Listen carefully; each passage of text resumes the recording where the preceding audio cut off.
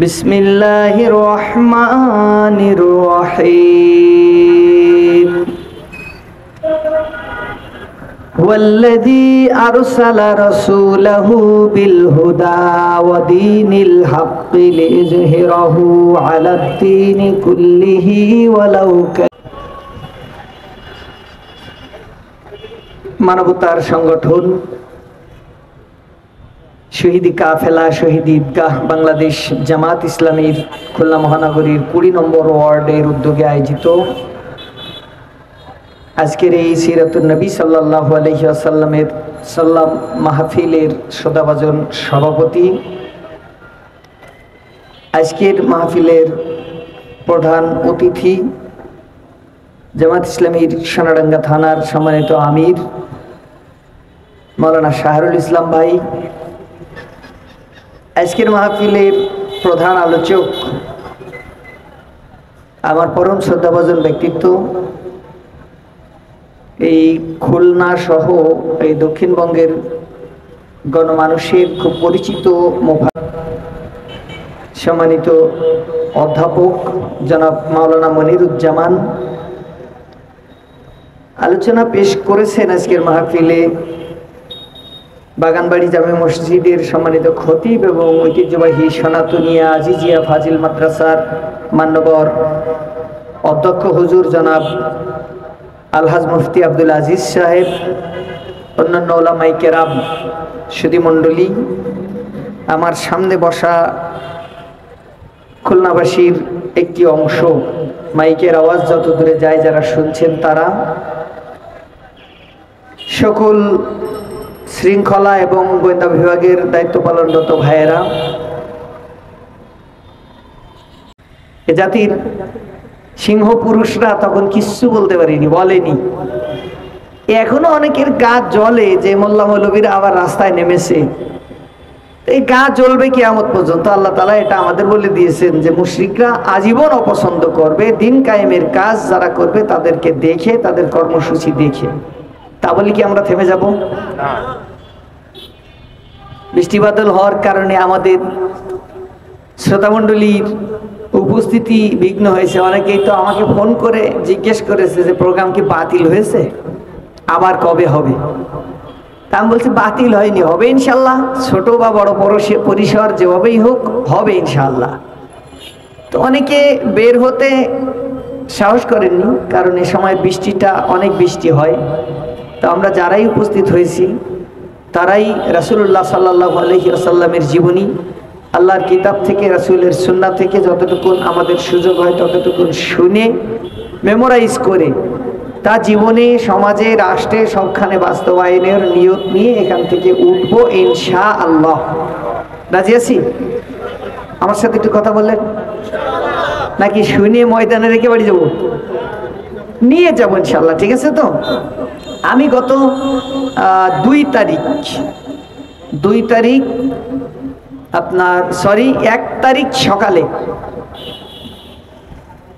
কয়রা থেকে আমি বাসে, গেটলক বাসে চড়ে এই খুলনার উদ্দেশ্যে আসতেছিলাম। তখন বাসে একদল মহিলা, আমাদের মা, তারা দেখলাম উঠলেন। তো একজন আমাকে বললেন যে আমাকে চিনতে পেরেছো? আমি বললাম না, আপনাকে তো দেখি নাই, চিনবো কি করে? তো বলছে আমি তোমার মামি। আমি তার কথা শুনে, কণ্ঠ শুনে চিনলাম যে মামি গত রাত্রে তিনি রান্না করে আমাকে খাইয়েছেন, মেহমানদারি করিয়েছেন। আমি বলছি মামি কোথায় যাচ্ছেন? কোর্টে হাজিরা দিতে। আমার দিকে অ্যাটেনশন হবেন, তাহলে এই কথাটা একটু জুৎসই লাগবে। তো হাজিরা দিতে যাচ্ছেন, সাথে আরো 7 জন, মোট 8 জনে আসতেছেন। সবাই মুরব্বী, 65+ বয়স, সবার 65-র উপরে। বাসে চড়া তাদের অভ্যাস না, সাধারণত লঞ্চে আসে, লঞ্চে যায়। তো এই ডেটটার খবর তারা জেনেছে, দেরি করে লঞ্চে আসার সুযোগ পায়নি। যাই হোক, তারা নারী, আমাদের বেশি কথা বলার সুযোগ হয়নি। আমি একটা জিনিস জিজ্ঞেস করলাম যে বাসে চড়ে যাচ্ছেন, আপনাদের বুঝে অনেক কষ্ট হবে? তো একজন মুরব্বী মহিলা বলছেন এতদিনে কষ্ট হয়নি, আজকে কষ্ট হচ্ছে। তা আমি বললাম কারণটা কি, আজকে কষ্ট হচ্ছে কারণ কি? তো তো বলছেন আমরা খবর পেয়েছি যে আজকের কোর্টের শুনানির পরে মামলাটি খারিজ করে দেওয়া হবে। তা আমি তখন অবাক হয়ে গেলাম যে খারিজ করে দিলে তো ভালো কথা, আর কোর্টে যাওয়া লাগবে না। তো এই মানুষরা আনন্দিত হওয়ার কথা, কিন্তু এরা কেন কষ্ট পাচ্ছে? তা আমি কৌতূহলী হয়ে জিজ্ঞেস করলাম যে খারিজ হয়ে গেলে তো ভালো। তো বলছে না রে বাবা, 13 বার এ যাবত, আজকে দিয়ে 13তম বার এই মামলা হাজিরা দিতে যাচ্ছি। আমরা তালিমের অনুষ্ঠানে ছিলাম, আমাদেরকে নাশকতাকারী মহিলা হিসেবে, জঙ্গি ট্রেনিং নেওয়া মহিলা হিসেবে ধরা হয়েছিল। তো আমরা তো বুড়ো হয়ে গেছি, গ্রামের মানুষ, লেখাপড়া ভালো জানি না, আমল আখলাক তত নাই। তা মনে মনে নিয়ত করছিলাম যে এই মামলা ঘাড়ের উপর থাকতে থাকতে যদি মরে যাই, তাহলে আল্লাহ তাআলাকে এই রশিদ বইটা দেখাবো, এই টিকিটটা দেখাবো যে আমরা আপনার দিনের জন্য আদালতে যেতাম আসতাম, আমরা আসামি ছিলাম। এটা দেখায় আল্লাহর কাছে পার পাওয়ার আশা করব। কিন্তু আজকে যদি খারিজ হয়ে যায় আর এরপর মরে গেলে তো আর সে সুযোগ থাকবে না।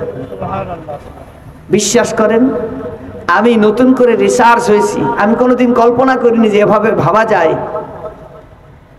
এই গ্রামের অজপাড়া গায়ের বয়োবৃদ্ধ মহিলারা, তারা দিনের জন্য তাদের কলিজায় যে এই মমতা, এই প্রেশানি রেখেছেন, এই জজবা রেখেছেন, এই জজবা দেখার পরে, জানার পরে আমার ফিলিংস হয়েছে এ জাতিকে ইসলাম থেকে কিয়ামত পর্যন্ত কেউ সরাতে পারবে না ইনশাআল্লাহ। আল্লাহ আল্লাহ রাসূলের রাস্তায় আমরা সিংহ শার্দুলের মতো অবিচল অটল থাকবো ইনশাআল্লাহ। আজকে আমি সূরাত আত-তাওবা এর 33 নম্বর আয়াতটি তেলাওয়াত করেছি। রাসূল করিম সাল্লাল্লাহু আলাইহি ওয়াসাল্লামের জীবন আলেখ্য থেকে এই আয়াতে কারিমার আলোকে আমি আপনাদের খেদমতে কিছু কথা বলার চেষ্টা করব। এখন থেকে 50 মিনিট আরো ইনশাআল্লাহ আপনাদের সাথে থাকবো। এরপরে মুহতারাম মনিরুজ্জামান হুজুর আসবেন, তিনি আলোচনা করবেন। আশা করি ততক্ষণে আমাদের শ্রোতা মণ্ডলী আরো বেশি হয়ে যাবেন ইনশাআল্লাহ। আমরা যে আয়াতে কারিমা তেলাওয়াত করেছি সেখানে আল্লাহ সুবহানাহু ওয়া তাআলা বলছেন, হুয়াল্লাযী আরসালা রাসূলাহু বিল হুদা ওয়া দীনিল হক। তোমার আল্লাহ তাআলা তিনি যিনি তার রাসূলকে প্রেরণ করেছেন হুদা মানে কোরআন দিয়ে, আর দ্বীনে হক মানে একটি বাস্তব জীবন আদর্শ ইসলাম দিয়ে।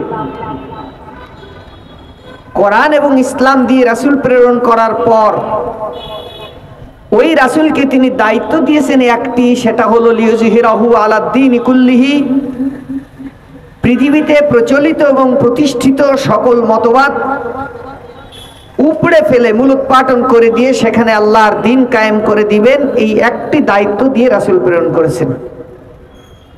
ওয়ালাউ কারিহাল মুশরিকুন, যদিও এই কাজটি, এই দ্বীন প্রতিষ্ঠার কাজটি মুশরিকরা সবাই মিলে খুব অপছন্দ করে, তাদের গা জ্বলে। আমি আগেই বলে দিয়েছিলাম যে একদল লোকের গা জ্বলে আমরা রাস্তায় বসে সিরাতের আলোচনা করলে। এই হলো আমাদের আজকের আলোচনার প্রতিপাদ্য বিষয়। আল্লাহ তাআলার পরিচয় তো আমরা শুনেছি, শুনবো ইনশাআল্লাহ। আরসালা রাসূলাহু, তিনি তার রাসূলকে প্রেরণ করেছেন। এই রাসূল প্রেরণের বিষয়টা নিয়েও আমরা বিগত দিনে আলোচনা করতেছিলাম। তারপরেও দুই একটা কথা না বললে নয়, সেটা হলো এমন এক মহামানবের জীবনী আলোচনা করতে আমরা এখানে বসছি, যে মহামানবকে পৃথিবীতে প্রেরণের মাধ্যমে আল্লাহ তাআলা এই পৃথিবীবাসীর জন্য তার দেয়া দয়া যত, তার পূর্ণতা দান করেছেন। সুবহানাল্লাহ বলেন।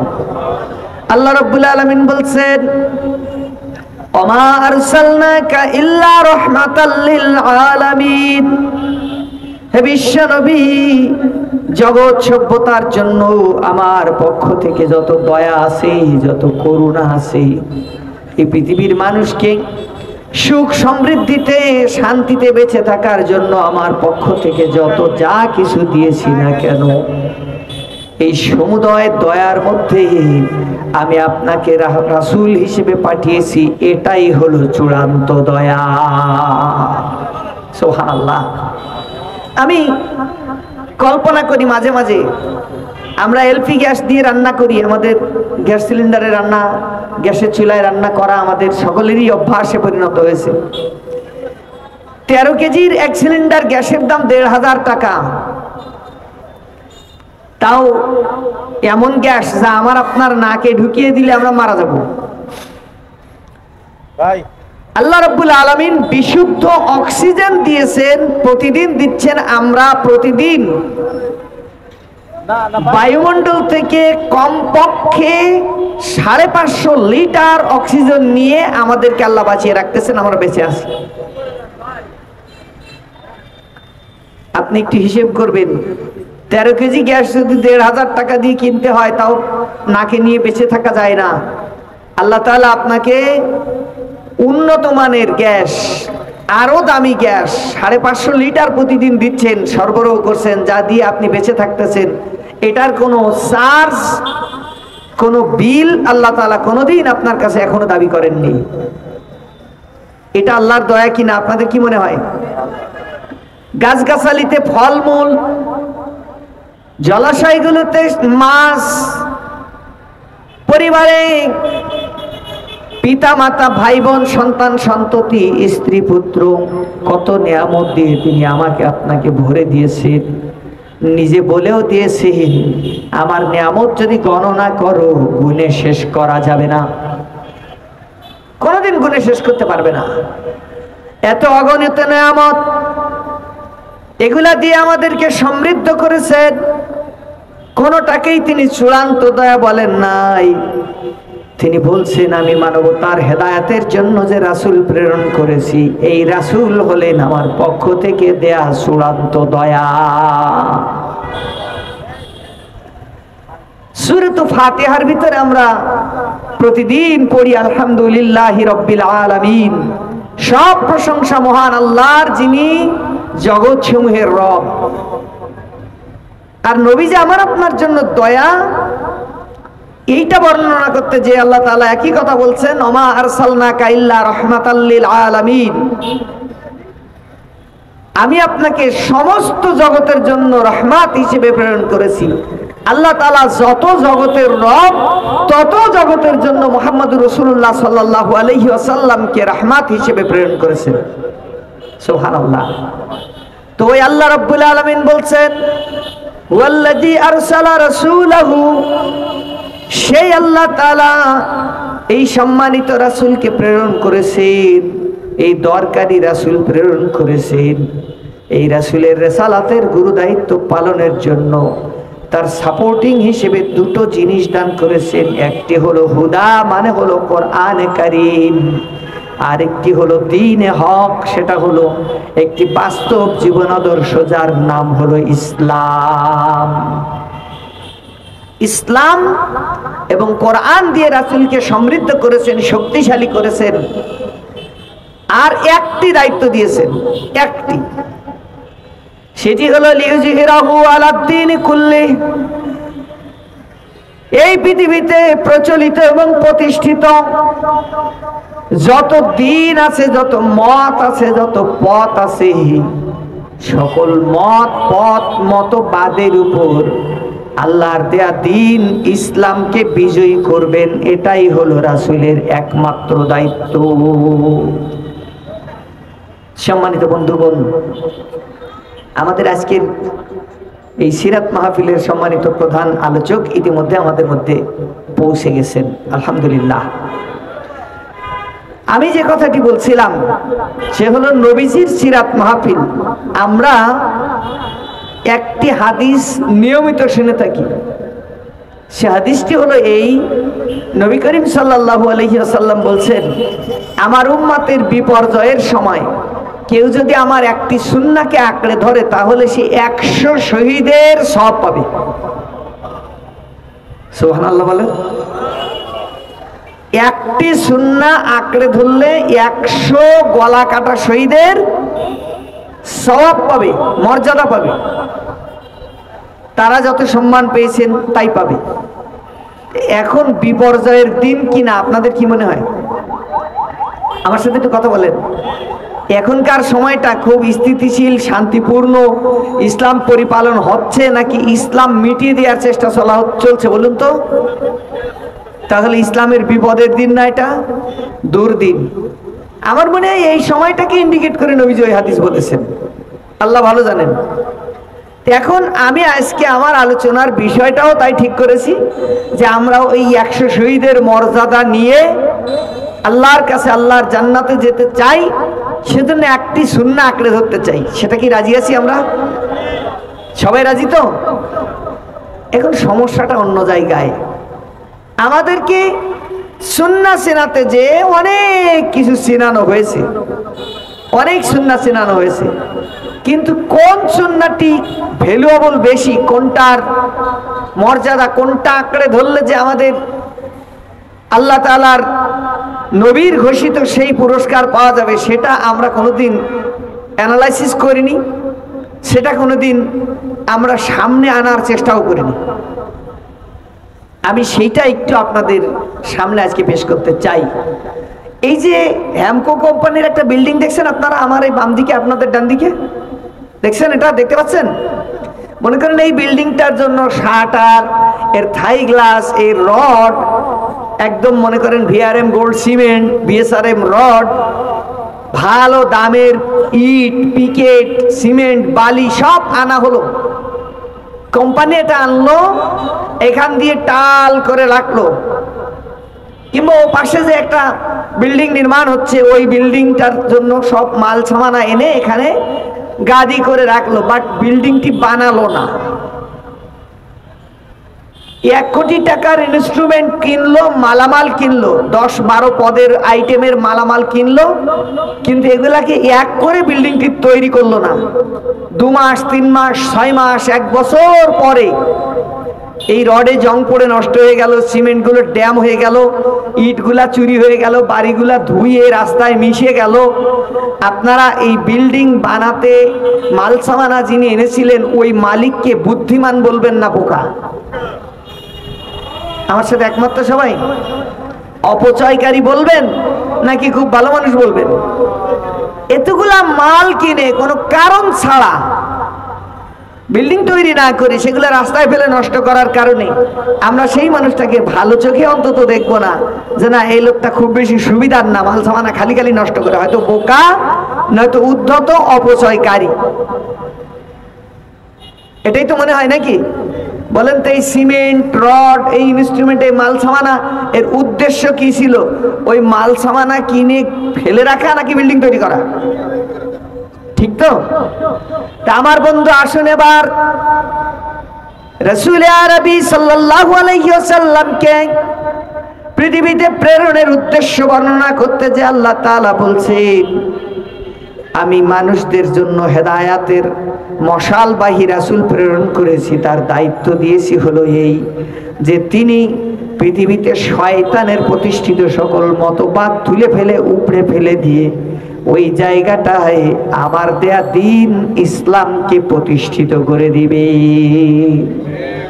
ইসলাম কায়েম করে দিবে। তাহলে নবী যে কাজ করেছেন সেটাকে তো আমরা সুন্নাহ বলি নাকি? সুন্নাহ বলি আমরা কাকে? নবীজির কথা, তার কাজ, তার সম্মতি, তার অনুমোদন, এই সব মিলাইতে সুন্নাহ। নবী যা বলেছেন, যা করেছেন, যা করার অনুমতি দিয়েছেন, এগুলো সব সুন্নাহ। আল্লাহ রাব্বুল আলামিন বলছেন, নবীর এই তাবৎ কাজের ভিতরে 1 নম্বরের কাজ, সেটা হলো দ্বীন বিজয় করা। যেমন এই শত ইনস্ট্রুমেন্ট কিনে এনে টার্গেট ছিল, মেইন কাজ হলো বিল্ডিং নির্মাণ করা, অবকাঠামো দাঁড় করিয়ে কমপ্লিট একটি বিল্ডিং নির্মাণ করা। জিনিসপত্র যিনি কিনলেন, বিল্ডিং না বানালে তাকে যেমন বোকা বলা হবে, নবীজির নক্কাটা সুন্নত মানবেন, দাড়ি, মোষ, টুপি, জুব্বা, পাগড়ি, কদু মধু, আতর পাথর, এইগুলা খুব মানবেন, কিন্তু নবী যে রক্ত ঝরিয়ে, দাঁত ভেঙে, দেশ ত্যাগ করে, জেল খেটে, মৃত্যুর হুলিয়া পরোয়ানা মাথায় নিয়ে দিন কায়েমের কাজ করেছেন, দিন প্রতিষ্ঠিত করেছেন, ওই সুন্নাহর ধারে কাছে যাবেন না। আপনার পরিচয় আর ওই বিল্ডিং এর মাল কেনা ব্যক্তির পরিচয় একই রকম হয়ে যাবে। ওই সুন্নাহগুলা সব ইনস্ট্রুমেন্ট, ওগুলাকে এক করে জোড়াতালি দিয়ে লাগায় একটি কমপ্লিট কোড অফ লাইফ ইসলামকে এস্টাবলিশ করতে হবে, সেটা হলো মেন সুন্নাহ। আপনি তার ধারে কাছে নাই। দ্বীনের চূড়া হলো আল জিহাদ, সেই চূড়ায় উঠবেন না। আপনি গোড়ায় দাঁড়াই শুধু দিন দিন করে চিল্লাবেন, তা কি হয়? হয় না বন্ধু। তাই যেহেতু হয় না, সেহেতু আমাদেরকে নবী করিম সাল্লাল্লাহু আলাইহি ওয়াসাল্লামের ওই প্রধানতম সুন্নাহ লিযহিরাহু আলা দ্বীনি কুল্লি, মুশরিকদের রক্তচক্ষু উপেক্ষা করে নবীজির সেই সুন্নাহ, দিন কায়েমের সুন্নাহর পথে আমাদেরকে এগিয়ে আসতে হবে। আমরা কি সবাই তাতে রাজি আছি? সেখানে কিন্তু মুশরিকরা আমাদের বাধা দিবে, পদে পদে বাধা দিবে, প্রতি মুহূর্তে বাধা দিবে। নবীজিকে দিয়েছিল না? তো কথা বলেন, নবীজিকে দিয়েছিল বুদ্ধিভিত্তিক বাধা, শারীরিক নির্যাতন করে বাধা, সামাজিক বয়কটের মাধ্যমে বাধা, এমনকি নবীর কন্যাদেরকে ডিভোর্স দিয়ে বাপের বাড়ি পাঠিয়ে দেওয়ার মাধ্যমে বাধা। ওকে পানি খাওয়াতে হবে। আবু লাহাবের দুই ছেলে উতবা এবং উতাইবা, এই দুই ছেলের সাথে রাসূল সাল্লাল্লাহু আলাইহি ওয়াসাল্লামের দুই মেয়ের বিবাহ দেয়া ছিল। নবীজির তাওহীদের দাওয়াত শুনে আবু লাহাব ছেলেদেরকে বলল, আমার ছেলে পরিচয় বেঁচে থাকতে গেলে মুহাম্মাদের মেয়েদেরকে তালাক দিয়ে বাড়ি পাঠিয়ে দাও, নচেৎ তেজপুত্র করে দেব, সম্পদের উত্তরাধিকার থেকে বঞ্চিত করে দিব। তার উদ্দেশ্য ছিল কন্যা দায়গ্রস্ত পিতা বানানো নবীকে। যদি তালাক প্রাপ্তা মেয়ে পিতার ঘরে এসে ওঠে, সেই পিতার আর কোনো কাজ ভালো লাগে না, এই মেয়ে পাত্রস্থ না করতে পারলে তার ঘুম, তার খাওয়া দাওয়া সব হারাম হয়ে যায়। এখন সভ্য যুগে তাই হয়, তাহলে অন্ধকার যুগে কেমন ছিল সেটা আপনাকে বুঝে নিতে হবে। তাহলে এটা এক ধরনের বাধা। তো আমার বন্ধু, আল্লাহ রাব্বুল আলামিনের নবীর ওই বড় সুন্নাহ পালনের জন্য আপনাকে ময়দানে বীরের বেশে পদচারণা ঘটাতে হবে, চলাফেরা করতে হবে। নবী সাল্লাল্লাহু আলাইহি ওয়াসাল্লাম সেটাই আমাদেরকে শিখিয়েছেন। এই পথে যত বাধা আসে আল্লাহ রাব্বুল আলামিন বলে দিয়েছেন, নবী মুশরিকদের, মুনাফিকদের এই দুই শক্তির এই পথের বাধাকে আপনি ওভারলুক করবেন, আপনি ছেড়ে দিবেন। তাদের বাধায় আপনি মন ভাঙা হয়ে বসে থাকবেন না, কারণ ওরা এই রাস্তায় আপনাকে যত বাধা দেয়, এই বাধার মোকাবেলায় আপনি যদি আল্লাহর উপর ভরসা করতে পারেন, ওয়াতাওয়াক্কাল আলাল্লাহ, আল্লাহর উপর যদি ভরসা করতে পারেন, তাহলে সকল বাধা বিপত্তি উতরে আপনি আল্লাহর জমিনে আল্লাহর দ্বীন কায়েম করে দিতে পারবেন। ভরসার জন্য আল্লাহই সর্বোত্তম জায়গা, তার উপরে ভরসা করলেই যথেষ্ট, আর কারো উপর ভরসা করা লাগে না। সম্মানিত বন্ধুগণ, মুহাম্মদ রাসূলুল্লাহ সাল্লাল্লাহু আলাইহি ওয়াসাল্লাম আরব উপদ্বীপের বিভিন্ন জাতিগোষ্ঠীর কাছে বিভিন্ন সময়ে সহযোগিতার জন্য হাত বাড়িয়েছিলেন, এটা অনস্বীকার্য সত্য কথা। তার সাথীদেরকে তিনি আবিসিনিয়ায় হিজরত করে প্রেরণ করে দিয়েছিলেন, পাঠিয়ে দিয়েছিলেন মুশরিকদের অত্যাচার থেকে তাদেরকে সাময়িক নিরাপত্তার আশায়। আবিসিনিয়ায় গেলেন সাহাবায়ে কেরামদের একটি দল, 2 দফা আবিসিনিয়ায় মানে হাবশায় হিজরত করলেন সাহাবায়ে কেরাম। তার ইফেক্ট হলো কিছুদিন তারা নিরাপদে ছিলেন, কিন্তু ইসলাম কায়েম হয়নি। নাজাশী তাদেরকে সহযোগিতা করেছিলেন। আল্লাহর নবী এই দ্বীনের রাস্তায় সহযোগিতার জন্য বনু সাকিফে গিয়েছিলেন, তায়েফে। আবু তালিবের ইন্তেকালের পরে নবী সাল্লাল্লাহু আলাইহি ওয়াসাল্লাম তায়েফ যে তাদের লিডারদের সাথে ব্যক্তিগত যোগাযোগ করে বাড়ি বাড়ি যে চেষ্টা করেছিলেন তাদের সহযোগিতায়, কোরাইশদের মোকাবেলায় ইসলামকে একটু বিজয়ী করবেন। তারা তাকে সহযোগিতা তো করেইনি, বরং তাকে নির্মম নির্যাতন করে বেহুশ করে দিয়েছিল। তার জন্য অপমানকর একটা পরিস্থিতি তারা তৈরি করেছিল। নির্যাতন নিষ্পেষণের এক পর্যায়ে আল্লাহর ফেরেশতা এসে নবীর কাছে অফার করেছিল যে আপনি দোয়া করুন যে আমি তায়েফের 2 পাশের 2 পাহাড় তুলে ডলে এদেরকে ধ্বংস করে দিই। আল্লাহ নবী সবর করেছিলেন। তিনি যখন মানুষের সহযোগিতা থেকে ফিরে আসলেন, বিমুখ হলেন, নিরাশ হলেন যে না, সম্ভব না, আল্লাহ তাআলা তো সব সময় তাকে এ ব্যাপারে নিশ্চয়তা দিয়েছেন যে তাওয়াক্কাল আলাল্লাহ, আল্লাহর প্রতি ভরসা রাখুন। আল্লাহ তাআলার নির্দেশনায় তিনি হিজরত করে মক্কা থেকে মদিনায় চলে গেলেন। মদিনায় যাওয়ার পরে মদিনার সব জাতিগোষ্ঠীকে এক করে একটি ইউনাইটেড ওয়েলফেয়ার স্টেট কায়েম করলেন, নাম দিলেন মদিনা আল মুনাওয়ারা। একটি সংবিধান তৈরি করলেন, 53টি ধারা বিশিষ্ট এই সংবিধান তৈরি করার পর তিনি রাষ্ট্রের রাষ্ট্রনায়ক হলেন, সেনাবাহিনী প্রধান হলেন, প্রধান বিচারপতি হলেন। আল্লাহ তাআলা তার পরবর্তী অল্প সময়ের ব্যবধানে ইসলামকে এই পৃথিবীতে প্রতিষ্ঠিত করে দিলেন। আপনি যদি মনে করেন যে রাজনীতি, অর্থনীতি, সমাজনীতি, দেশ চালনা, মেয়র ইলেকশন করা, সিটি কর্পোরেশনের কাউন্সিলর নির্বাচন করা, ভোটে অবতীর্ণ হওয়া এসব হারাম কাজ, নাজায়েজ কাজ, দুনিয়াবি কাজ, তাহলে আপনি বোকার স্বর্গে বাস করবেন। মুহাম্মদ রাসূলুল্লাহ সাল্লাল্লাহু আলাইহি ওয়াসাল্লাম পলিটিক্যাল সায়েন্সে, রাষ্ট্রবিজ্ঞানে তিনি যে অবদান রেখেছেন, পৃথিবীর আর কোন রাষ্ট্রনায়ক সে অবদান রাখতে পারেনি।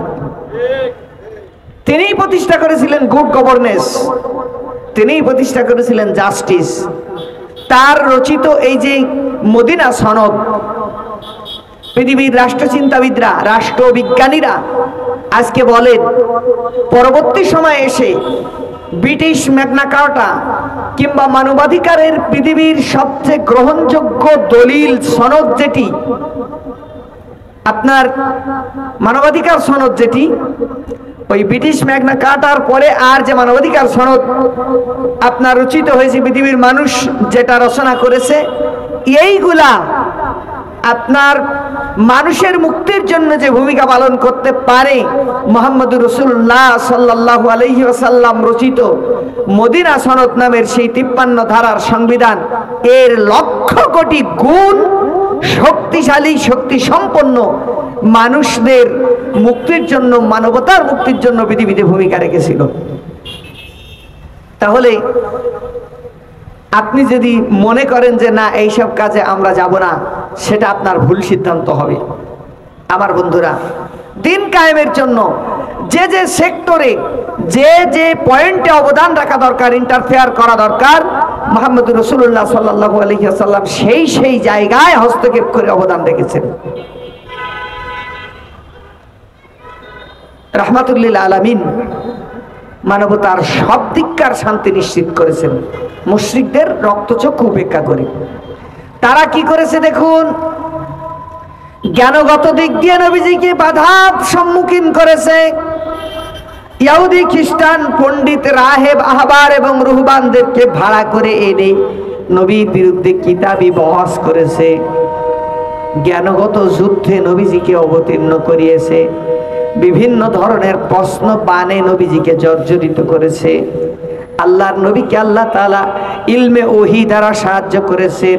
ওহীর জ্ঞানের কাছে দুনিয়ার মানুষের জ্ঞান কোনোদিন টিকতে পারে না।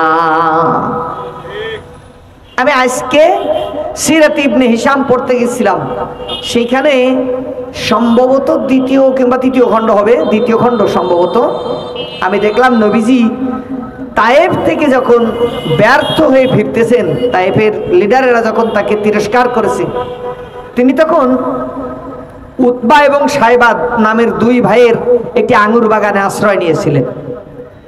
এই আঙ্গুর বাগানে আশ্রয় নেওয়ার পরে তাদের একটা কৃতদাস ছিল, নাম তার আদ্দাস। এই আদ্দাস এসে নবী সাল্লাল্লাহু আলাইহি ওয়াসাল্লাম তাদের মনিবের পক্ষ থেকে এক পাত্র আঙ্গুর এনে নবী সাল্লাল্লাহু আলাইহি ওয়াসাল্লামের কাছে হাদিয়া পেশ করেছে যে আপনি এটা খান। আদ্দাসকে নবী জিজ্ঞেস করছেন যে তুমি কোন ধর্মের, তোমার বাড়ি কোথায়? নবীজি যখন বিসমিল্লাহির রহমানির রহিম বলে খাওয়া শুরু করলেন, আদ্দাস বলল আপনি এ কথা বলেন, আরবের কেউ তো এ কথা বলে না,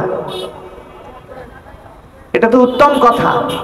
তো নবীজি পরিচয় জানতে চাইলেন, তোমার নাম কি, তোমার বাড়ি কোথায়? সে বলল আমার নাম আদ্দাস, বাড়ি,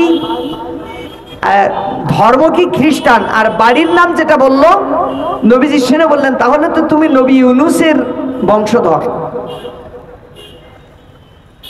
আদ্দাস শুনে অবাক হয়ে বলছে যে আপনি ইউনূস নবীর কথা জানলেন কি করে? তখন নবী সাল্লাল্লাহু আলাইহি সাল্লাম বললেন আমিও নবী, তিনিও নবী, এক নবী তো আর এক নবীর খবর রাখবে, তিনি আমার ভাই, এজন্য আমি তার খবর জানি। ইবনে হিশামে আল্লামা ইবনে ইসহাক বলছেন, আদ্দাস হুমড়ি খেয়ে নবীজির কদম মোবারকে পড়ে গেল, চুমু খেতে লাগলো, তার মাথায়, তার কপালে, তার পায়ে চুমু খেলো এবং বলল, নিঃসন্দেহে আপনি সত্যবাদী এবং আপনি নবী, না হলে ইউনুসের কথা এই যুগের কারো জানার কথা না। প্রিয় বন্ধুগণ, আমি এই কথাটি বলে আপনাদের এই তথ্যটি দিতে চাচ্ছি, দিনের রাস্তায় যিনি দায়ী হবেন, দিনের পথে দিন কায়েমের সেনানী যিনি হবেন, তার সমকালীন জ্ঞান, অতীতের ইতিহাস, ঐতিহ্যের ব্যাপারে তার জ্ঞান টনটনে থাকতে হবে। তিনি যে লাইনের কাজ করতেছেন এই লাইনে আর যারা কাজ করেছে তাদের ব্যাপারে সম্যক ধারণা তার কাছে থাকতে হবে, নতুবা জ্ঞানগত দিক দিয়ে তিনি বাতিলের কাছে পরাস্ত হয়ে যাবেন। দিন কায়েমের এই সুন্নাহটি পালন করা তার জন্য আর সম্ভবপর হয়ে উঠবে না। সম্মানিত বন্ধুগণ, আমরা আজকে খুব চিল্লাই জেনেভা কনভেনশন আমাদের মানবাধিকার নিশ্চিত করেছে, কিন্তু রাহমাতুল্লিল আলামিন তিনি এতটাই চৌকস পলিটিশিয়ান ছিলেন, এতটাই চৌকস রাষ্ট্রচিন্তক, রাষ্ট্রবিজ্ঞানী ছিলেন যে এই জেনেভা কনভেনশন কিংবা ব্রিটিশ ম্যাগনা কার্টারসে আরো শত সহস্র গুণ শক্তিশালী কনভেনশন তৈরি করেছিলেন, কনস্টিটিউশন তৈরি করেছিলেন, যেটি হলো মদিনা সনদ। আমার বন্ধুগণ, তো রাহমাতুল্লিল আলামিন ধাপে ধাপে তিনি কাজ করে গেছেন। আল্লাহ রাব্বুল আলামিন তার কাজের ধাপ দফা বর্ণনা করেছেন সূরাতুল জুমার ভিতরে। তিনি বলছেন, হুয়াল্লাযী বাআসা ফিল উহুম ইয়াতুলু আলাইহিম আয়াতিহি ওয়া ইউযাক্কিহিম ওয়া ইউআল্লিমুহুমুল কিতাবা ওয়াল হিকমা। তিনি তোমার আল্লাহ তাআলা, যিনি ইল্লিটারেট জনগোষ্ঠীর ভিতরে তাদের মধ্য থেকে একজনকে রাসূল হিসেবে প্রেরণ করেছেন। ওই রাসূল তার রিসালাতের দায়িত্ব পালন করতে যে মানুষদের সামনে আল্লাহর আয়াতগুলো তেলাওয়াত করে শুনিয়েছেন, আল্লাহর আয়াত দিয়ে তাদেরকে বিশুদ্ধ বানিয়েছেন, তাদেরকে কিতাব শিখিয়েছেন এবং তাদেরকে জ্ঞান বিজ্ঞান তথ্য প্রযুক্তি শিখিয়েছেন। নবীজি এভাবেই দিনের কাজ, দিন প্রতিষ্ঠার কাজ করেছেন। এই পথে তাকে সহ্য করতে হয়েছে অবর্ণনীয় কষ্ট। 3 বছর তাকে জেল খাটা লেগেছে। আমার বন্ধু, আমি আর আপনি যদি কিয়ামতের দিন আল্লাহর সামনে হাজির হই, এই নিয়ে যে আল্লাহ তাআলা আপনার হাবিবের ঘোষণা অনুযায়ী উম্মতের বিপর্যয়ের দিনে আমি অনেকগুলা সুন্নাহ আঁকড়ে ধরেছিলাম, আমাকে জান্নাত দিন। নবীজি বলেছেন, একটি সুন্নাত আঁকড়ে ধরলে সে 100 শহীদের মর্যাদা পেয়ে জান্নাতে যাবে। তা আমরা ওই লোভে লোভে আল্লাহর কাছে যে বলবো, আল্লাহ মেলাগুলো সুন্নাত আমি আঁকড়ে ধরেছিলাম, যে আমাকে জান্নাত দিন। আল্লাহ তাআলা যদি দেখতে চান যে তুমি কোন সুন্নাহ আঁকড়ে ধরেছিলে দেখাও, আমরা হয়তো জামা দিয়ে শুরু করবো, আল্লাহ ওই নিচের দিকে 6 ইঞ্চি ফাড়া পরিপূর্ণ গোল কিংবা ফাড়া পাঞ্জাবি পরেছি, পায়জামা পরেছি, টুপি পরেছি, এত সুন্নাহ, পোশাকি সুন্নাহ, এগুলা নিবেন না আপনি? তো আল্লাহ তাআলা এইবার যদি আপনার কাছে প্রশ্ন করেন, বান্দা তুমি তো জামার সুন্নাত দেখাইলা, সব জামা তো নবীর জামার সাথে মিলে গেছে, ঠিক আছে, তো নবীজির আর একটা জামা ছিল যেটা তিনি জিহাদের ময়দানে পরতেন, যেটি লোহা দিয়ে তৈরি বর্ম, তোমার সেই সুন্নাতি জামাটা একটু দেখাও। বলুন তো দেখি, আমি আপনি কি তা দেখাতে পারবো? কথা বলেন। বরং ওই লোহার বর্ম যদি কারোর কাছে পাওয়া যেত এখন থেকে 2 মাস আগে, তাহলে সে জঙ্গি, হরাকাতুল জিহাদ, আফগানি মুজাহিদ ইত্যাদি খেতাব পেয়ে সে দুনিয়ার কারাগারে আজীবনের জন্য সেইখানে তাকে বন্দী করে দেওয়া হতো। আপনি যদি টুপি দেখাতে চান, আল্লাহ সিলেটি টুপি, সাইদি টুপি, আমির হামজা টুপি, 5 স্টার, কত টুপি আছে, আছে না? এত এত টুপি আমি দেখাচ্ছি, আমি সব মেনেছি, সুন্নাহ হিসেবে এই টুপি পরেছি। আল্লাহ যদি প্রশ্ন করে, তাহলে আমার নবী উহুদের ময়দানে হেলমেট পরেছিলেন, হেলমেটের 2টো রড তার কপাল মোবারকে ঢুকে গেছিল, ব্লিডিং হয়েছিল। তোমার জিহাদের ময়দানের সেই শিরোনাস্ত্র, সেই হেলমেটের টুপিটা কই? সেই সুন্নতি টুপিটা একটু দেখাও। বলুন দেখি আমরা কয়জন দেখাতে পারবো? পারবো? যারা মোটরসাইকেল চালায় ওরা একটা প্লাস্টিকের হেলমেট দেখাবো। এর বাহিরে দিন কায়েমের জন্য যে লোহার হেলমেট পরতে হয় জিহাদের ময়দানে দাঁড়ানোর জন্য, ওই সুন্নাহর কথা আমরা জানি না। কেউ যে হাজির হবে আল্লাহ তাআলা। নবীজি জেল কেটেছেন, আমিও জেল কেটেছিলাম। এইবারের এই সুন্নাতটা মিলে গেছে। আমি জাতির দুর্দিনে জেল খেটে নবীর জেল খাটা সুন্নাহ পালন করেছি। আপনি আমাকে সেই সুন্নাহর বদৌলতে জান্নাত দিন। আল্লাহ তাআলা আমলনামা দেখবেন যে হ্যাঁ বান্দা জেল খেটেছে, কিন্তু আল্লাহ তাআলা আলিমুম বিজাতিস সুদূর, তিনি তো আভ্যন্তরীণ সকল বিষয়টা জানেন। তিনি হঠাৎ বলে দিবেন বান্দা আমার নবী শেবে আবি তালিবে জেল কেটেছিলেন দিন কায়েমের স্বার্থে, আর তুমি তো জেল কেটেছিলে খুলনা জেলখানায়, তুমি বসেছিলে। কারণ হলো ফুপুর জমি ফাঁকি দিয়েছিলে, ফুফাতো ভাইরা দেওয়ানি মামলা দিয়েছিল, তুমি অমুকের জমি দখল করেছিলে, ঘের দখল করেছিলে, তমুকের বাস পোড়াই দিয়েছিলে, বাড়ি পোড়াই দিয়েছিলে, এইরকম নাশকতার মামলা ছিল ইত্যাদি ইত্যাদি কারণে তোমার বিরুদ্ধে মামলা হয়েছিল, সাদাবাজির মামলা, অমুক তমুক মামলা। সেই মামলায় জেল কেটেছিলে। তোমার জেল খাটা আর নবীর জেল খাটা তো এক হয় না, মেলে না। অতএব এই সুন্নাত দেখাই তুমি জান্নাতে যেতে পারবা না। অসুবিধা হয়ে যাবে কিনা কথা বলেন? আমাদের জেল খাটা তো আল্লাহর জন্য না, ব্যতিক্রম আছে, কিছু লোকের জেল খাটা আল্লাহর জন্য। আপনি দাঁতন দেখাবেন, আল্লাহ তাআলা এই দেখেন আমি দাঁত মেজেছি, নবী যেমন দাঁত মাজতেন এই দাঁতনের লাঠির বোঝা নিয়ে আসছি। আল্লাহ রাব্বুল আলামিন জানতে চাইবেন বান্দা আমার নবীর হাতে যেমন দাঁতন শোভা পেত, জিহাদের ময়দানে জুলফিকার নামের তরবারি শোভা পেত, আবার নবীর হাতে সব সময়ের জন্য একটা লাঠি শোভা পেত, যা শত্রুর মোকাবেলায় কাজে লাগাতেন, হিংস্র জীবজন্তুর বিরুদ্ধে কাজে লাগাতেন। তোমার সুন্নাত তো শুধু দাঁতনের সুন্নাহ, কিন্তু আমার নবীর সেই জিহাদের ময়দানে কাজে লাগানো সেই দাঁতন, সেই তরবারির সুন্নাহ তোমার ভিতরে নাই। বলেন দেখি দাঁতনের সুন্নাহ তখন টিকবে নাকি বাতিল হয়ে যাবে? সমস্যা না? সমস্যা। প্রিয় বন্ধুগণ, ওইভাবে করে ছোট ছোট সুন্নাহগুলো মিলান, ওই সব এক জায়গায় জড়ো করবেন। জড়ো করার পরে ওই সুন্নাহগুলোকে সব কাজে লাগাবেন। আল্লাহর জমিন থেকে বাতিলি মত আর পথ, তাগুতের সকল মত আর পথ উৎপাটন করে দিয়ে ওই জায়গায় কোরআনি হুকুমত কায়েম করার জন্য যে সুন্নাহ যেখানে কাজে লাগানোর দরকার সেই সুন্নাহ সেখানে কাজে লাগাবেন। লাগানোর পরে যদি দিন কায়েমের রাস্তায় মজবুত ভাবে দাঁড়িয়ে যেতে পারেন, ওটাই হবে চূড়ান্ত সুন্নাতের অনুসরণ। কারণ নবীজি বলছেন মাতা ওয়ালাম ইউহাদ্দিস বিহি নাফসাহু মাতা আলা শুবাতিন মিনান নিফাক।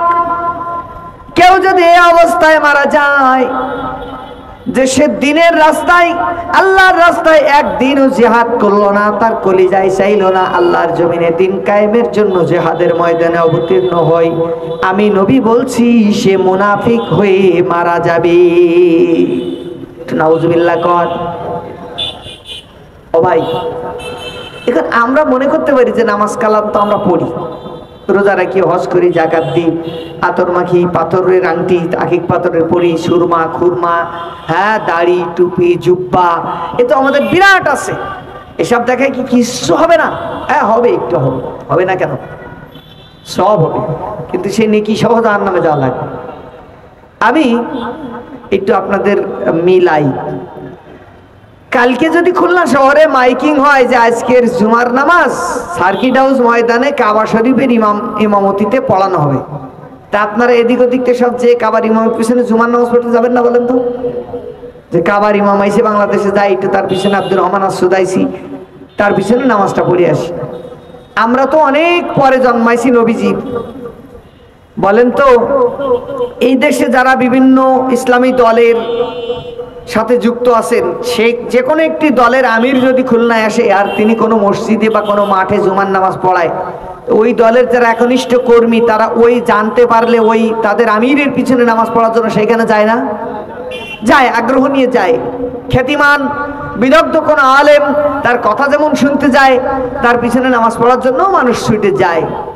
আচ্ছা, নবীজির পিছনে যদি আমরা কেউ নামাজ পড়ার সুযোগ পাইতাম তাহলে কি আর রাস্তা দিয়ে হাঁটতাম? অন্যদেরকে মুসলমানই মনে করতাম না? বেটা তুমি জানো আমি রসুলের পিছনে নামাজ পড়েছি, সেনো আমারে, আমি কে? অনেকে দেখবেন হজ করে আসার পরে অল্প স্বল্প দিন, মনে করেন 40 দিনের ভিতরে যদি কোনো মানুষের সাথে মিশতে পারে, মাহফিলে টাহফিলে যেতে পারে, তাহলে দু হাত দেখায় কয় এই হাত দুটো দেখে নাও, এই এখনো 40 দিন হয়নি আমি কাবার গিলাফ ধরে এই হাত দিয়ে শুয়ে দোয়া করে আইছি, নবীজির রওজা হাত দিয়ে শুয়ে আইছি, বলে না? একটু প্রাউড ফিল করে। তা আমরা যদি নবীজির পিছনে নামাজ পড়ার সুযোগ পেতাম, আমার মনে হয় এরকম বেকায়দা প্রাউড ফিল করতাম। তা আমি আপনাদেরকে একজনের পরিচয় করাই, আব্দুল্লাহ ইবনে উবাই ইবনে সুলুল, মুনাফিকদের নেতা, রইসুল মুনাফিকিন। এই মানুষটা বিশ্ব নবীর পিছনে নামাজ পড়তো, 1-2 ওয়াক্ত না শত শত ওয়াক্ত নামাজ আদায় করেছে নবীর পিছনে। নবীজির সাথে জিহাদের ময়দানেও গেছে, কোন কোন যুদ্ধ থেকে লোকজন ভাগাই নিয়ে চলে এসছে। আবার সে যাকাত দিয়েছে, জিহাদের ফান্ডে চাঁদা দিয়েছে, তার রোজা আছে, নামাজ আছে, কত ভালো কাজ আছে।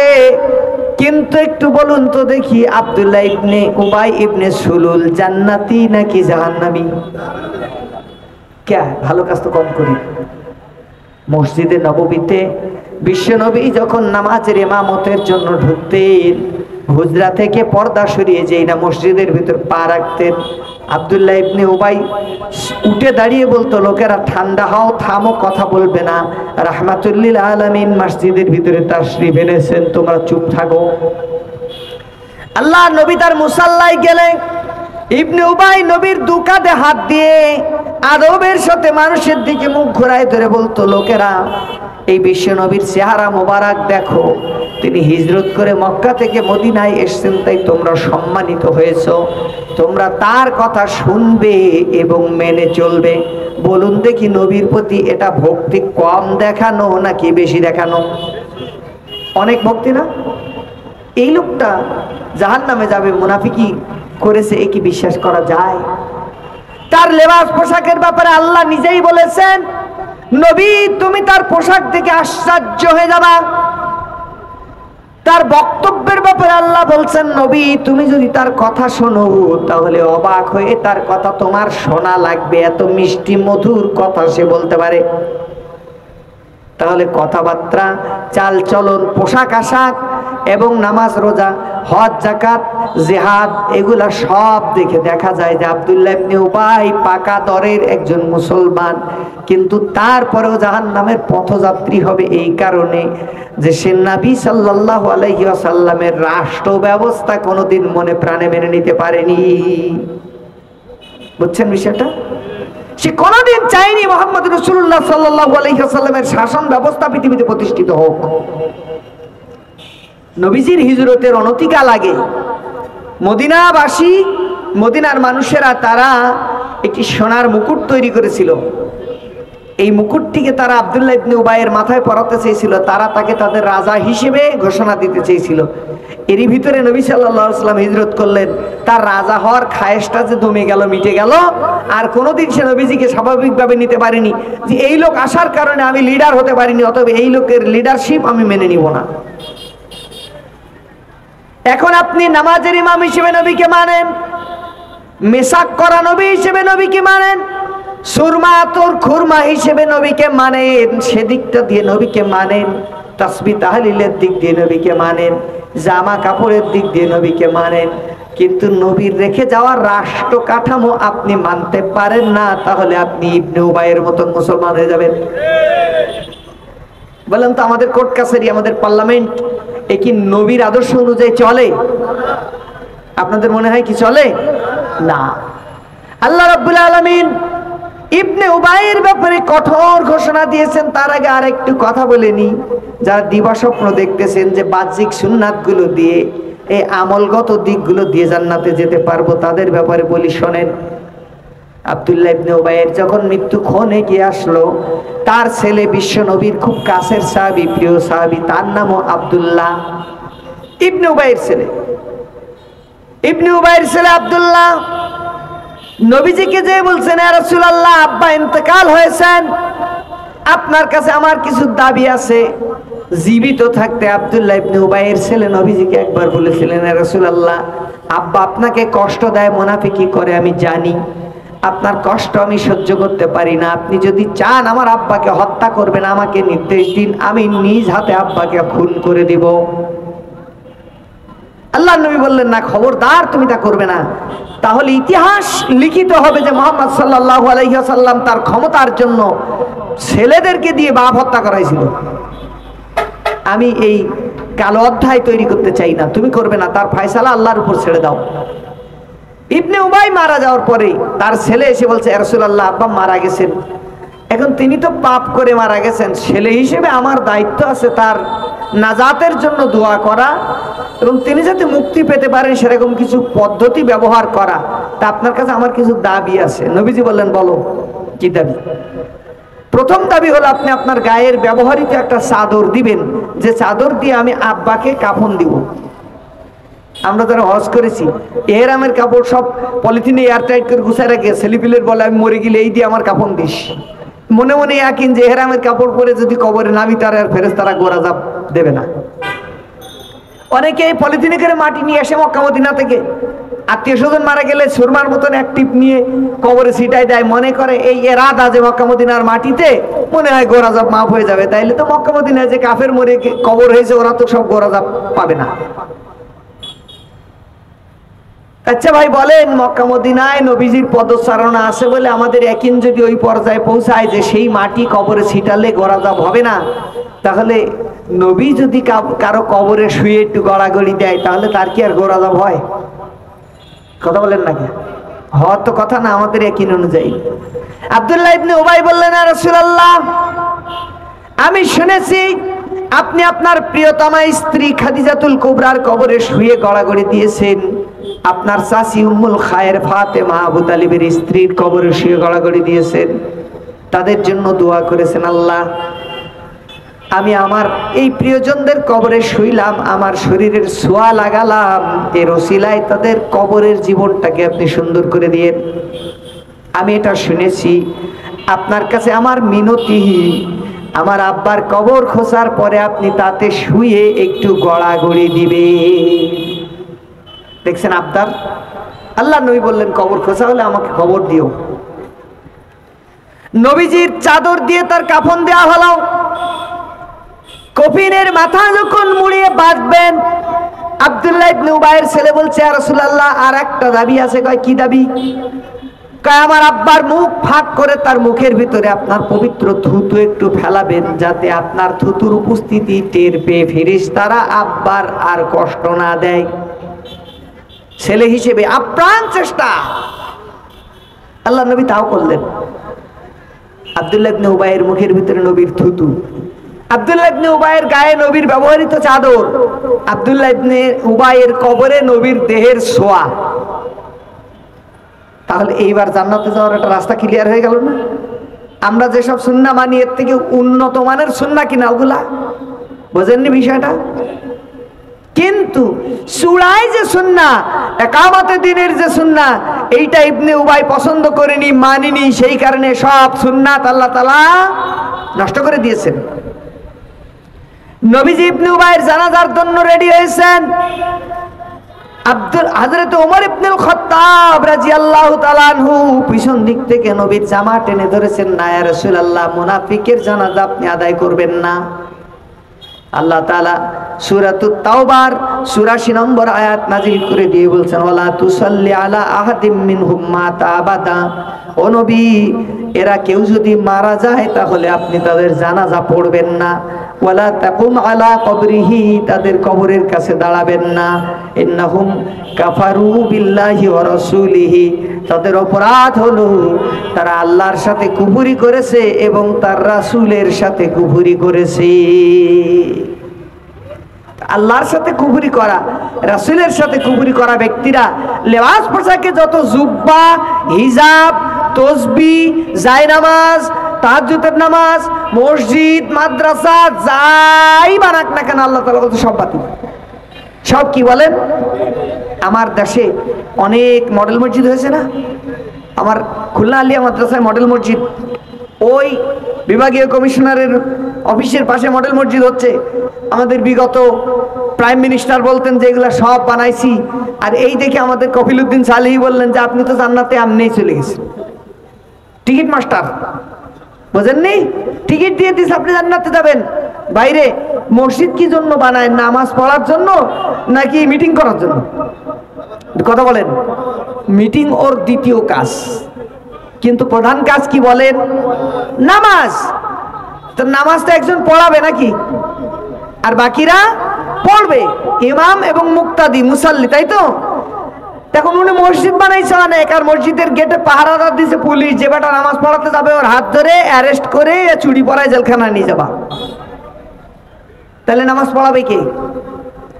এখন মুসল্লিরা যদি ইমাম ঠিক করে নামাজ পড়ে, তাহলে এবার পুলিশ দাঁড় করাইছে যে দেখবা প্রতিদিন 5 ওয়াক্ত নিয়মিত কারা জানা যায় এই জামাতে যায়, তারা জামাতের লোক, শিবিরের লোক, ওদেরকে ধরে অ্যারেস্ট করবা। আপনাদের হয়তো অবিশ্বাস হতে পারে, কালকে যে মিলে আসবেন কোয়ে বাজারে, আমার আবু জাফর ভাই আছে, নার্সারির মালিক, ওর কাছে হরিণটানা থানার দারোগা যে বলতো যে আপনি 10 জনের তালিকা দেন, অ্যারেস্ট করতে হবে রূপসা ব্রিজ উড়ানোর মামলায়। তো ও বলতো যে আমার কাছে আর ওরকম লোক নাই, কারণ যারা জামাত শিবির করে সব জেলখানায়। দারোগা তাকে বুদ্ধি দিচ্ছে যে নিয়মিত জামাতে যায় নামাজে এমন লোকের তালিকা দেন 10 জন। ও বলছে কাগজ কলম নেন, নিচে তা লেখেন। তা জি লেখি, বলেন। কয় মোহাম্মদ আবু জাফর। কয় সে কে? কয় আমি। আপনারা তো নিব না। আমি সালা সাহস করে এই ব্যবসায়ীদের ভিতর থেকে আর কেউ 5 ওয়াক্ত নামাজ জামাতে যায় না। এখন 5 ওয়াক্ত নিয়মিত মুসল্লিদের যদি জামাত শিবির বানায় জেলে নিতে হয়, তো আমারই নিতে হবে। বোঝেননি বিষয়টা? আপনারা অনলাইন অফলাইন মিডিয়ায় দেখতেছেন, ঢাকা বিশ্ববিদ্যালয়ের ছাত্র শিবিরের ছেলেগুলো 5 ওয়াক্ত নামাজ পড়ে কারা, দেখে দেখে তাদের শিবির হিসেবে চিহ্নিত করে ওরা শাস্তি দিয়েছে। আমাদের আবরার ফাহাদকে ওরা পিটিয়ে হত্যা করেছে। ও টাকনুর উপরে কাপড় পরতো, ইন্ডিয়ার বিরুদ্ধে পোস্ট দিত, ও জামাতে নামাজ পড়তো এই অপরাধে। এরপরে শিবিরের ছেলেগুলো কৌশলের কারণে 4 ওয়াক্ত বাহিরে নামাজ পড়তো। ফজরের সময় তো আর বাইরে যাওয়া যেত না, এই জন্য ফজরের সময় ওরা গোসলখানায় ঢুকে ফজরের নামাজ আদায় করত। কারণ রুমে নামাজ আদায় করলে বা মসজিদে গেলে ছাত্রলীগের সোনার ছেলেরা ওদের শিবির হিসেবে চিহ্নিত করে পিটায় হত্যা করবে। তাই তাহলে তোমরা মডেল মসজিদ বানাইছো, বেহেশতে যাবা, আর সেই মসজিদে নামাজ পড়তে গেলে তাকে পিটায় জামাত শিবির বানায় জাহান্নামে পাঠানোর নিয়ত করবা, মানে ওদের দৃষ্টিতে জাহান্নাম। তাহলে তোমরা আব্দুল্লাহ ইবনে উবাই ছাড়া তোমরা কেমনে রাবেয়া বসরি হওয়ার দাবি করো? বোঝেননি বিষয়টা? তা আল্লাহ রাব্বুল আলামিন বলছেন, নবী এই চরিত্রের মসজিদ নির্মাতারা, ওরা কিন্তু মুনাফিকরাও মসজিদ একটা বানিয়েছিল কুবা মসজিদের মোকাবেলায়, মসজিদে জেরার। আল্লাহ তাআলা নবীকে দিয়ে তা ভাঙ্গাই দিয়েছিলেন, মুনাফিকদের মসজিদ। তো এখন আল্লাহ রাব্বুল আলামিন বলছেন, নবী ওরা আল্লাহর সাথে কুফরি করেছে, নবীর সাথে কুফরি করেছে। ওরা দেখতে শুনতে ডাইনামিক যত মুসলিম হোক না কেন, ওরা ইসলামী হুকুমাত চায় না, ওরা চায় 2-4টা চটকদার আমল দিয়ে মানুষদেরকে ভুলায় রাখতে, লেবেল দিয়ে, পোশাক আশাক দিয়ে, ইসলামের আবরণে মুড়ে দিয়ে মানুষদেরকে খুশি রেখে ওরা পার্লামেন্ট চালাতে চায় শিরকি কুফরি মতবাদ দিয়ে, ইবলিশ শয়তানের মতবাদ দিয়ে, ইন্ডিয়ার মতবাদ দিয়ে, মার্ক্সবাদ দিয়ে, লেনিনবাদ দিয়ে, রুশ মতবাদ দিয়ে রাষ্ট্র চালাতে চায়। রাষ্ট্রীয় আইন সংশোধনের ক্ষেত্রে ওরা বলে না, সার্বভৌমত্বের মালিক আল্লাহ তাআলা, এটা সংবিধানে লেখা যাবে না। সকল ক্ষমতার উৎস আল্লাহ তাআলা, এইটা সংবিধানে থাকার অপরাধে বা জামাত ইসলামের নিবন্ধন বাতিল হয়েছে, তা কি আপনারা জানেন? এই দেশে যারা ইসলামী দল করে, যারা নিজেদেরকে ইসলামের ঠিকাদার মনে করে, তাদের জন্য আমার আফসোস হয় যে জামাত ইসলামীর সংবিধানে এই কথাটা ছিল যে সার্বভৌমত্বের মালিক, সর্বময় ক্ষমতার মালিক আল্লাহ তাআলা। এই অপরাধে তাদের নিবন্ধনই বাতিল। তাহলে তোমরা কি লিখছো? নিশ্চয়ের উল্টো কিছু লিখছো, নাহলে তোমাদের গুলো তো টিকার কথা না। আমার বন্ধু, তো আল্লাহ তাআলা বলছেন, নবী মানুষের চোখে ধরা না পড়ুক, ওদের রাডারে ধরা না পড়ুক, কিন্তু আমি আল্লাহ তাআলা জানি আব্দুল্লাহ ইবনে উবাই মার্কার লেবাসধারী যারা, ওরা মুনাফিক, ওরা কাফির, ওরা আল্লাহর সাথে কুফরি করে, রিসালাতের সাথে কুফরি করে। অতএব ওদের জানাজায় তুমি যাবে না, ওদের কবরটা পর্যন্ত তুমি জিয়ারত করবে না।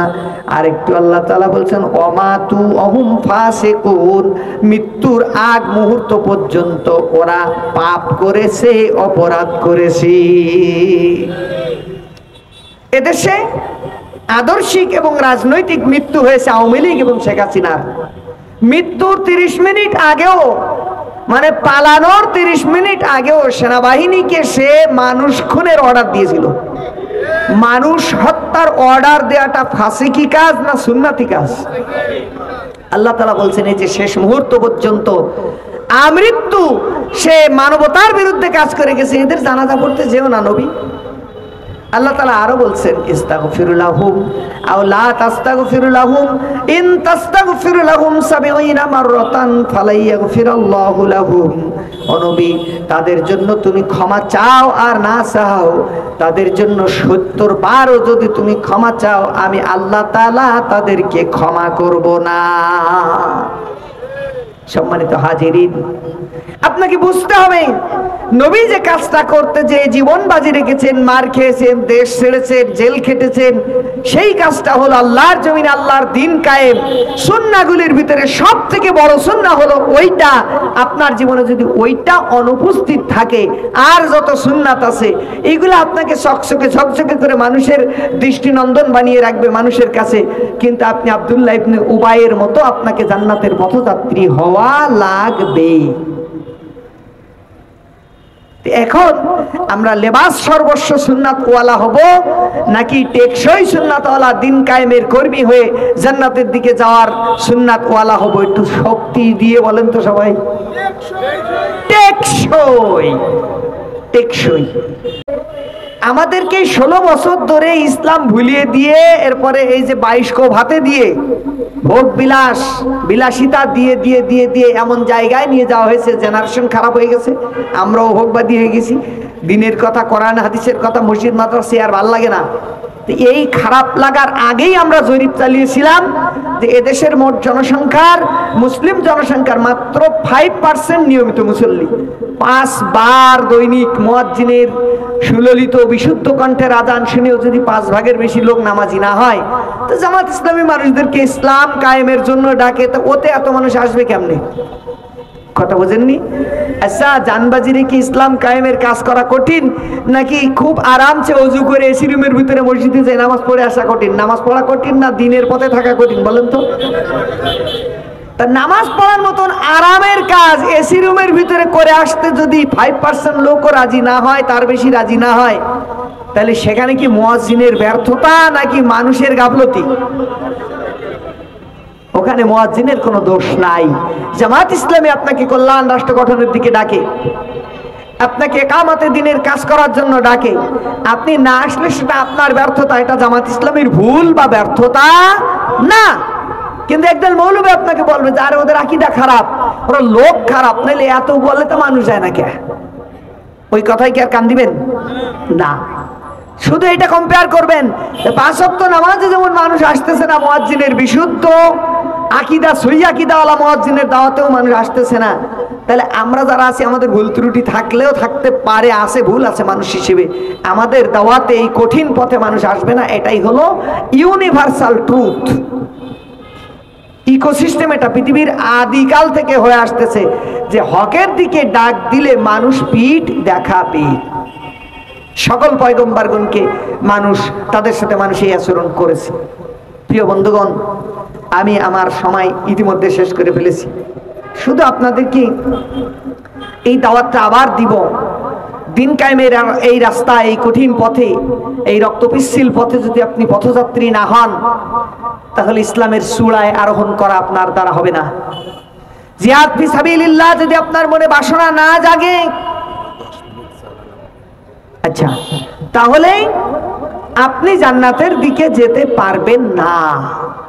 আল্লাহ রাব্বুল আলামিন জিহাদের ময়দানে রক্তরাঙা ওই পথেই জান্নাত রেখেছেন, শাহাদাতের মৃত্যু রেখেছেন ওই পথে।